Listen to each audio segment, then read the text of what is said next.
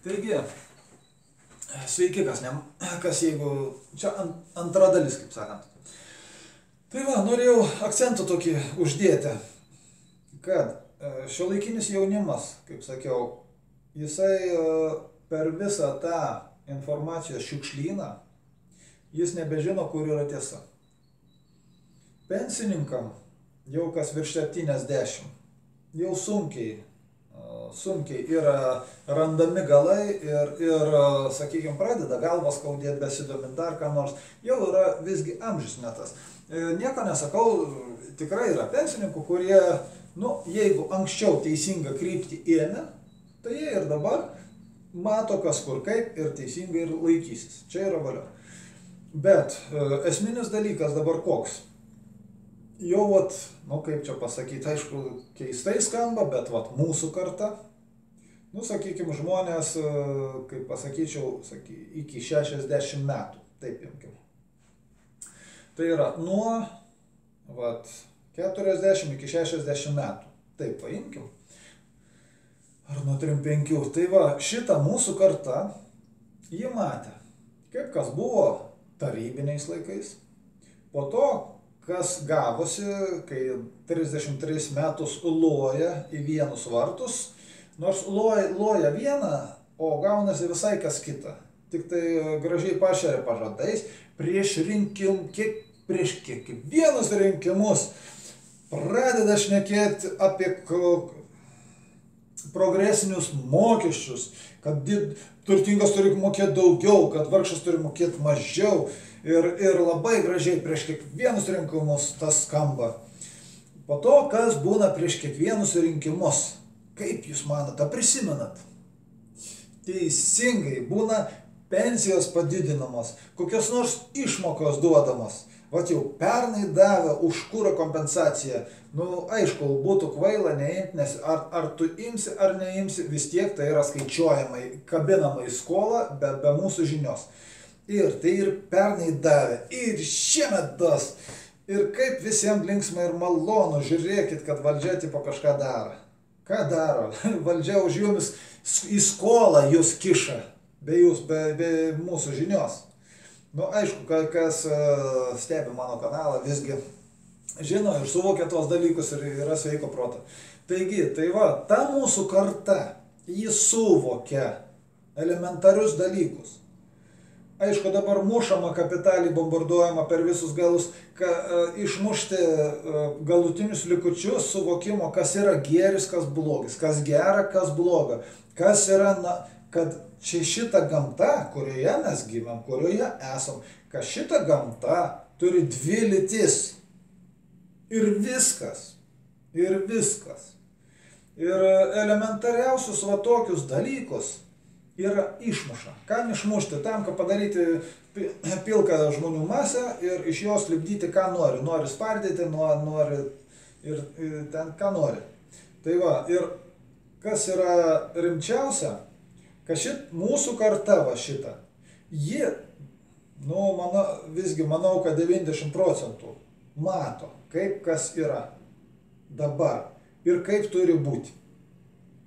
Ir pat yra žiauriausia, kad, kaip sakiau, pensininkai, yra, nieko nesakau, pensininkų, kurie, jeigu teisingą kryptį laikė, jie turi suvokimą, jie tą kryptį laiko. Kiti, nieko nesakau, pasižiūrėję to Vaido Lekstučio ar Eduardo Vaitkaus, jie atsibunda, valio.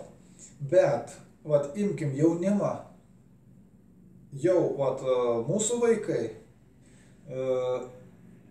yra, vieni yra vyresni, yra jaunesnio dukra. Tai iš tikrųjų jau suvokimas yra silpnas, kas liečia tos dalykus. Aišku, papasakoji visą kitą, tas yra aišku, bet imkim bendrai jaunimą. Viskas, kas iki 20 metų, jie nesidomi politika. Nes yra, kaip sakiau, toks šiukšlynas padarytas iš informacijos, tiek prigrūsta melo, kad jie viską atmeta.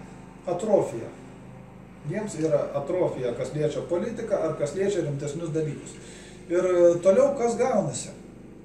Pasižiūrėkit, kad mūsų karta dar 15 metų ir bus užribyje. Jau užribyje. Tie per 15 metų, kurie va dabar yra dešimtmečiai, kuriems yra kalamos visiškos nesąmonės, visiškai skiedalai į galvas, jie paaugs.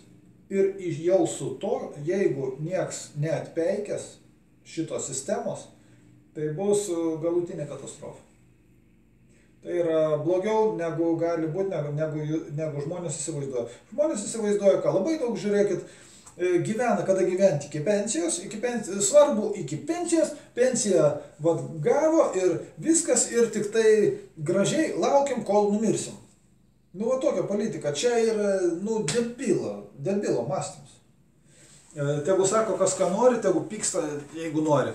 Čia yra silpnapročių mąstymas. Kodėl? Todėl, kad gyvenimas, kas mes esame, žmonės. Žmogus yra dvasinė būtybė įsikūnijusi šiuose avataruose. Jeigu netikėt, kad kūnė yra dvasinė būtybė, nu tai pasakykit tada, kai žmogui ištinka koma ir jis guli, sakykit, žmogus, jisai kvepuoja, jis gyvas, ne? O tai kodėl jūs atmetat jį kaip viskas koma? Kodėl jisai nevaikšto, kodėl jis nieko nedaro? Nes jis ne robotas, jis ne kompiuteris, kur negyvai paspaudus mygtuką, kaip sakant, neatsistos ir neatsiguls. Tai va, jeigu kas netikė.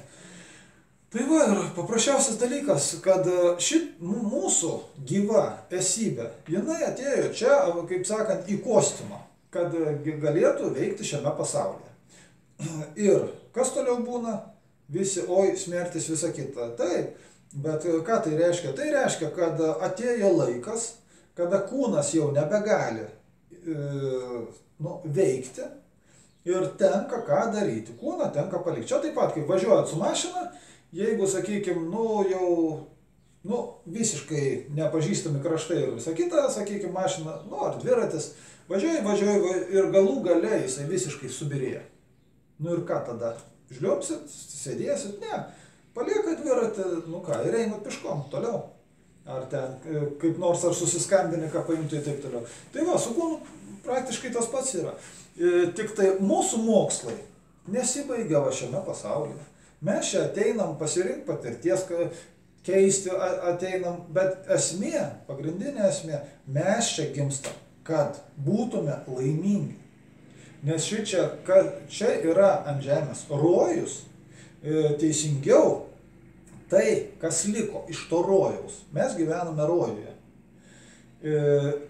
Tai va, tikit, netikit, juokitės, kiek norit, žvenkite jį.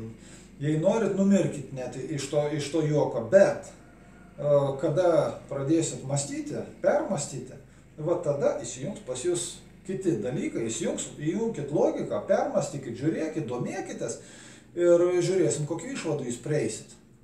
Aišku, jaunimas, sakykime, jiems juokingai atrodo tie dalykai, nes pirmiausia reikia ir jie teisūs, reikia ir pavalgyti, turėti kur gyventi ir būtinus dalykus turėti, kad ir dirbti, ir uždirbti, ir išmaitinti savo kūną.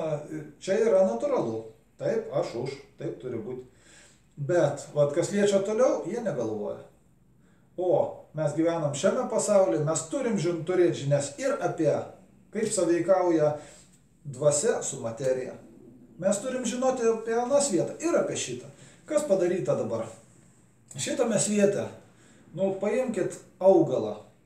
Ar jisai šakikės nuo augalo atskiros, ar lapukai nuo augalo atskiri, ar upės atskiros nuo bendro vandens, nuo bendrų vandenų? Ne. Viskas yra viena. O ką padarė, kaip čia pasakius, parazitai? Jie išskirstė. Čia geografija, čia geometrija, čia matematika, čia fizika, čia biologija, čia tas. Kodėl? Tam, kad žmogus nematytų bendro vaizdo. Žiūrėkit, kas gaunasi. Sakykime, yra duodamos formulės, ten, kurias sprendžia, jau ten aukšto lygio matematika ir visa kita. Jiems duodama ir jie nežino, kam tai reikalinga. Bet tai yra kaip galvosūkis, įdomu, kaip čia, kas čia, kur čia. Ir jie išsprendžia, sakykime, atsakymus duoda ir kur tie atsakymai eina, nežino. Chemikai lygiai taip pat būna užduotis, kur ten ir taip reikia, sakykime, kad vienas su kitu reaguotų, ar ten kažkas gautųsi. Yra daug, manau, tyrimų, kur jie irgi nežino, kur kas nueina. Ir kokią tu bepaimsi sritį, tai vyksta. Dabar sakykit, kas iš to išlošia. O išlošia tie šimteriopai, pas ką visi tie duomenys sueina. Tai va, ir dėl ko yra išskirstyta viskas. Kodėl nėra vienovės, kodėl nešneka apie vieną, kaip turi būti, kas turi būti, kodėl turi būti. O todėl, kad reikalinga tik avinų banda, kur lyg jau pameluoti. Iš tų tenais, ar Sorošas, ar dar kažkas, iš tų turčių begalinių. Tai pasakė taip, man dabar nereikia mąstančių žmonių, man reikia darbininkų. Yra žodžiai tokie dokumentuoti, anglų kalba, žinoma, ir visą kitą.